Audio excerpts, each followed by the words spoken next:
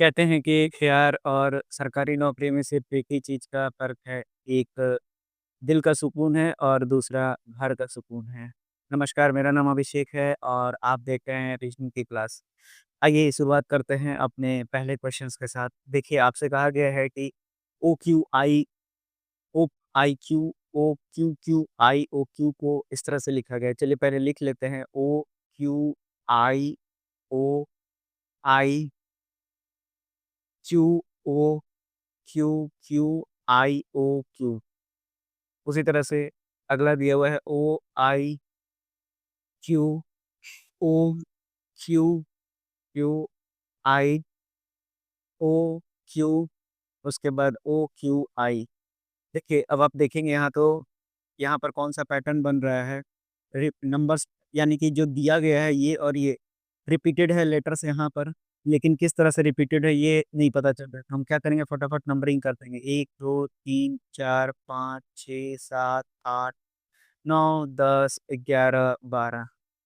तो अब देखिए अब आप देखिए ओ आई क्यू ओ, यानी कि अब यहाँ से देखते हैं। पहले हम कलर को चेंज कर दें यहाँ से। तो यहाँ देखिए 4 5 6 और 7 रिपीटेड है, यानी 4 5 6 और 7। उसी तरह से अगर आप देखेंगे तो ये कितना है फिर, क्यू क्यू आई ओ, यानी फिर से ये अगला ही है। तो ये लिख देते हैं 8 9 10 11।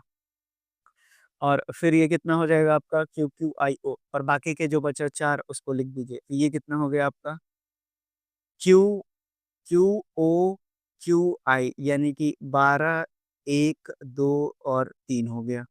तो आपको समझ में आ गया। अब आपसे पूछा है कि अब यहाँ लिख लीजिए E F A F A ई के ई एफ एफ ई के। तो इस पर नंबरिंग कर लीजिए दूसरे पेन से, ताकि आपको आसान रहे। 1 2 3 4 5 6 7 8 9 10 11 और 12। अब हमको बोला गया था पहला 4 5 6 7 उठा लेते हैं। 4 5 6 7 उठाएंगे क्यों? एफ के ई के, एफ के ई के देख लेते हैं। एफ के ई के कहाँ है? एफ के ई के, यानी एक ही ऑप्शन दिख रहा है, यानी ऑप्शन नंबर बी इस सवाल का सही उत्तर हो जाएगा। तो आपको समझ में आ गया होगा। आप जब भी एग्ज़ाम में ऐसा क्वेश्चन उठाएँ, उसको सबसे आखिरी में करने का कोशिश कीजिए, क्योंकि इसमें उलझ जाएँगे तो थोड़ा-सा समय आपका काफ़ी खराब होगा, बर्बाद होगा। तो आशा करते हैं आपको समझ में आ गया होगा ये सवाल भी, और आपको ऐसे क्वेश्चंस को सबसे आखिरी में जब समय बचे तब अटेम्प्ट करना है। आइए बढ़ते हैं अपने अगले सवाल की ओर। जैसा कि पिछला सवाल था, कुछ इसी तरह का ये भी दिखाई पड़ रहा है। AILIGATOR। अब एलिगेटर को कैसे लिखा हुआ है? तो ये लिखा हुआ है LAROGITA। चलिए देख लेते हैं ये है क्या। 1 2 3 4 5 6 7 8। अब देखिए कौन-सा नंबर पहले आ रहा है। तो ये देखिए ये हो गया 2। उसके बाद R कहाँ पर दिख रहा है? तो अगर आप देखेंगे तो 2 पहले आ गया, लेकिन अब उसके बाद कौन-सा है?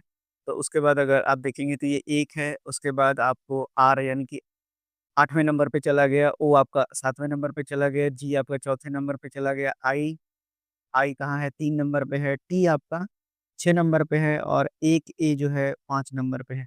चलिए देखते हैं अगला। कंप्यूटर बोला गया है, COMPUTER। चलिए, अब देख लेते हैं यहाँ पर। ये हो गया 1 2 3 4 5 6 7 8। अब आपको यहाँ पर खोजना है कि अब 2 1 8, 2 तो हो गया ओ, और उसके बाद 2 ही ऑप्शन है, आगे देखते हैं। उसके बाद आपको एक सी दिया हुआ है, यानी सी दिया हुआ है दोनों जगह, तो मतलब अपना चुनाव सही था।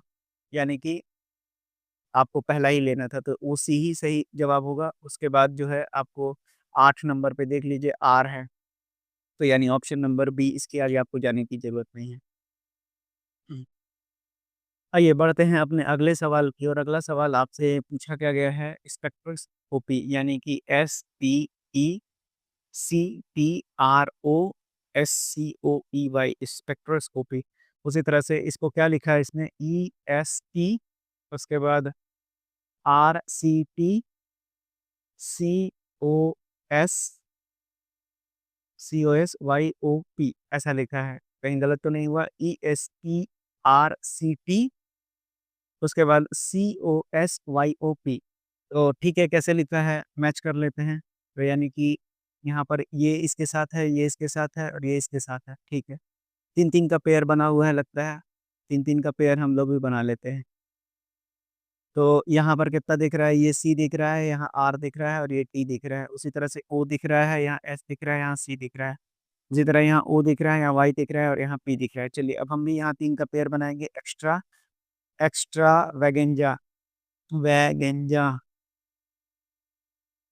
चलिए एक्स्ट्रा वैगेंजा यानी 1, 2 और ये 3, 4 हो जाएगा, ठीक है? तो यानी कि ई यहाँ पर है, उसके बाद टी यहाँ पर है और एक्स यहाँ पर है। उसके बाद देखते हैं टीईएक्स 2 ऑप्शंस में है, आगे भी देखना पड़ेगा। यानी कि आर जो है दूसरे पर है, भी पहले पर है और ए तीसरे पर है। तो टीईएक्स, वीआरए 2-2 जगह है। चलिए आगे भी सॉल्व करना पड़ेगा। यहाँ पर ए है, यहाँ पर ए है और यहाँ पर जी है। तो एएजी यहाँ पर भी सॉल्व करना पड़ेगा। फिर ओओ यानी कि यहाँ एन हो गया, यहाँ पर जेड हो गया और यहाँ पर ए हो गया। तो एएनजेड लास्ट में कहाँ पर है एएनजेड? तो जीएएनजेड यानी कि ऑप्शन नंबर सी इस सवाल का सही उत्तर हो जाएगा। तो देखिए जब भी ऐसे सवाल आएँ तो आप यकीन मानिए उनको आखिरी में करने का कोशिश कीजिएगा, ताकि आपका दूसरे क्वेश्चंस का समय बर्बाद ना हो। आइए देखते हैं इस सवाल को जो आपके आरआरबी, एएलपी और टेक्नीशियन में पूछा गया है। आपसे क्या पूछा गया है कि ZIGZAGING। अब इसको क्या लिखा हुआ है? तो ये लिखा हुआ है AZGIZGNIGG,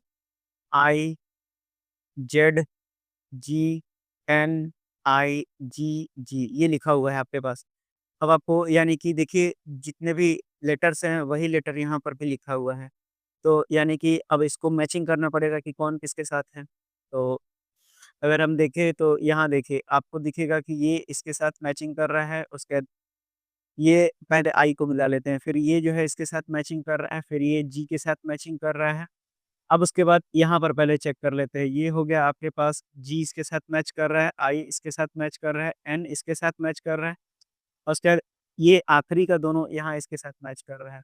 यानी कि आखिरी वाला जेड जो है जो पहला जेड है वो आखिरी के साथ है और ये वाला जेड इसके साथ है, तो इसे आपको मिलाना पड़ेगा। अब आपको क्या पूछा गया है?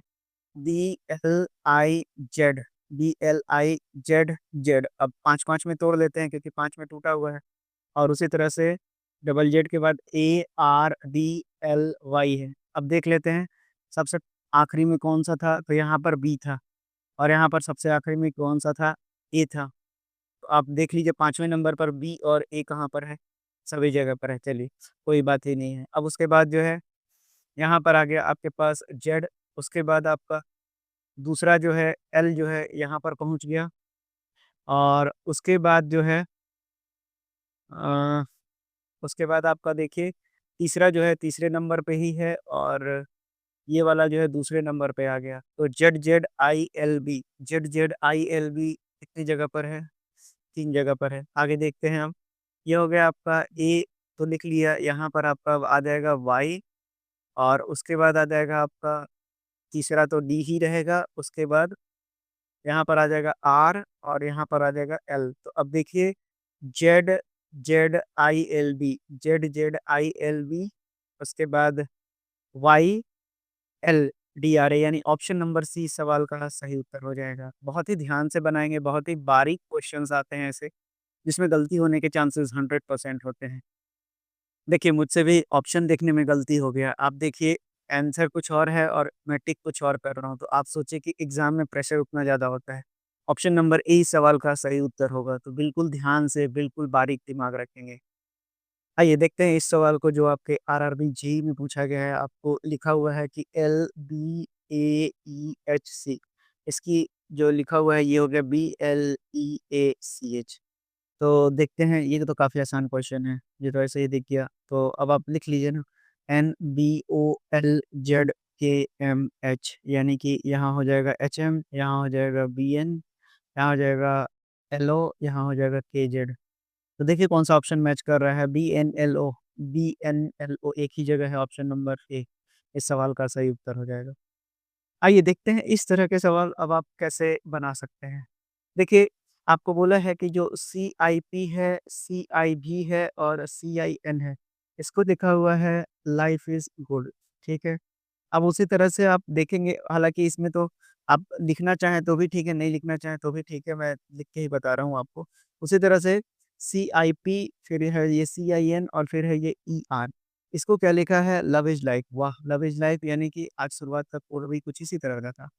तो CIP और CIN आपको देखिए यहाँ पर 2 चीज़ कॉमन दिख रहा है, एक इज़ दिख रहा है और दूसरा लाइफ दिख रहा है, यानी कि ऊपर में भी आपको इज़ और लाइफ ही को हटाना है। तो यानी कि 2 ही चीज़ कॉमन होगा यहाँ पर, उसको हटा दीजिए। एक आपके पास कौन-सा दिख रहा है CIP और CIN दोनों में, तो ये खत्म, ये खत्म, ये खत्म और ये खत्म। देखिए लव कहाँ पे है, तो लव ER के साथ है। तो लव को ER के साथ मैच कीजिए, यानी ऑप्शन नंबर सी इस सवाल का सही उत्तर हो जाएगा। आइए देखते हैं अगले सवाल को, जो आपके RRB एनटीपीसी के CBT 2 एग्ज़ाम में पूछा गया है। बोलता है कि आपको लिविंग इनसाइड हाउसेस, चलिए चालू कीजिए लिविंग इनसाइड हाउसेस। क्या लिखा हुआ है लिविंग इनसाइड हाउसेस? ये लिखा हुआ है CADEMO। उसी तरह से आपको snow houses built, snow houses built, ये आपका क्या लिखा हुआ है? तो ये लिखा हुआ है आपका NITPCA। उसी तरह से आपको लिविंग विथ स्नोमैन, ठीक है। स्नोमैन के साथ जो रह रहा है उसको लिखा गया है BRHSNIMO। उसी तरह से आपको लिखा गया है कि बिल्ट विथ ब्रिक, तो बिल्ट विथ ब्रिक को क्या लिखा हुआ है? BRAJ और TP। चलिए अब आपको पूछा गया है कि ब्रिक मैन, तो ब्रिक मैन को आप कैसे डिनोट करेंगे? चलिए देखते हैं कैसे डिनोट किया जाएगा।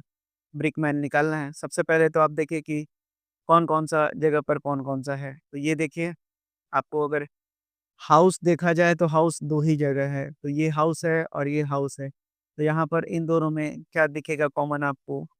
और कुछ कॉमन है क्या? नहीं, कॉमन नहीं है। तो यानी कि आपको यहाँ पर CA बन गया हाउसेस। उसी तरह से अब आपको इनसाइड देखना है। तो इनसाइड कहीं है क्या? नहीं, लिविंग है।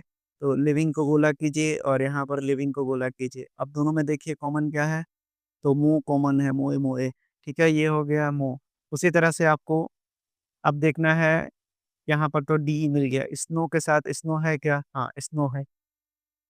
तो चलिए स्नो जो है, स्नो के साथ स्नो खोजिए क्या मिलेगा इन दोनों में?